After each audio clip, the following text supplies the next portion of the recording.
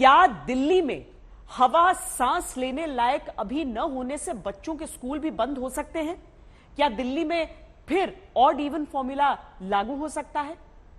यह सब हो सकता है क्योंकि दिल्ली की हवा में जितना प्रदूषण है उससे कहीं ज्यादा जनता की सांसों पर सियासत का पोल्यूशन हावी है। गुजरात चुनावों का ऐलान होते ही अरविंद केजरीवाल गुजराती बोलने लगे। कहने लगे कि तुम हमें वोट दो, हम तुम्हें रामलला के दर्शन कराएंगे। केम छो? तमे मने तमारो भाई मानो छो ने? आपना परिवारनो हिस्सो मानो छो ने? तमने अयोध्या श्री रामचंद्रना दर्शन करवा लई जईश। बस एक बार एक मौको आपो, जीवन भर तमारो भाई बनीने रहीश।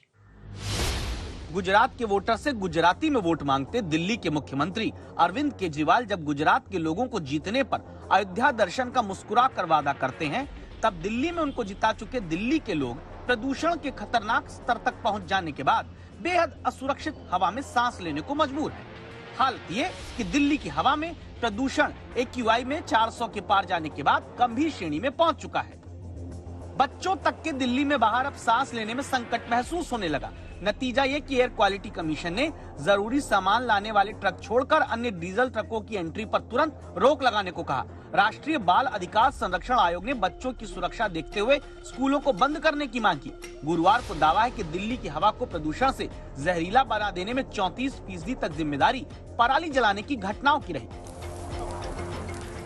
दिल्ली की हवा को सांस लेने लायक भी न छोड़ने के लिए जिस पराली को इस सीजन के कुछ दिन प्रमुख रूप से जिम्मेदार माना जाता है, वो पराली हरियाणा और पंजाब में प्रमुख रूप से जलाई जाती है, जिसमें गुरुवार की जानकारी के मुताबिक 3 नवंबर को पंजाब में पराली जलाने के 2666 मामले आए। इसके मुकाबले हरियाणा में सिर्फ 128 जगह पराली जलाई गई।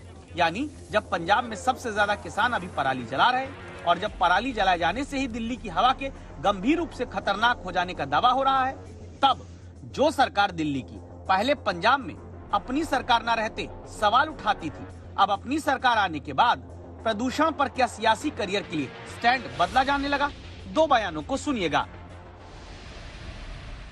पंजाब से ये सारा धुआं आता है अपना, वहां क्या होता है, किसान अपनी फसल उगाते हैं, फिर अपनी फसल काटते हैं, तो जैसे इतनी बड़ी फसल होती है तो वो इतना सा काटते हैं और नीचे वाला रह जाता है, वो नीचे वाला डंडा रह जाता है, उस डंडे को पराली कहते हैं। अब वो किसान क्या करता है, अब उसको अगली फसल उगानी है, वो इस पराली को हटाने के लिए तो उसको पैसे देने पड़ेंगे, वो उसमें आग लगा देता है सारी पराली में। 1 दिन के अंदर उसकी सारी पराली जल जाती है, जो सारा खेत था साफ हो जाता है और वो अपनी अगली फसल जला देता है। वो सारा धुआं इस टाइम जो हवा चलती है ना, वो पंजाब और हरियाणा से हवा दिल्ली की तरफ आती है, वो सारा धुआं दिल्ली के अंदर आके ऊपर आसमान पे छा जाता है। उसकी वजह से हमारा सारा इतना प्रदूषण हो जाता है, हमारी हवा खराब हो जाती है। पोल्यूशन एक समस्या है, मैं सहमत हूँ। और मैं आपको अगर मेरे फोन में डेटा पड़ा हुआ है, पोल्यूशन पूरे नॉर्दर्न इंडिया की समस्या है। ऐसे दिखाया जा रहा है, इस पे केवल और केवल राजनीति हो रही है। पोल्यूशन समाधान की कोई बात नहीं करना चाहता। ऐसे दिखाया जा रहा है जैसे बस पंजाब और दिल्ली ने पोल्यूशन कर दिया सारे देश में, बस पंजाब और दिल्ली की वजह से पोल्यूशन हो रहा है।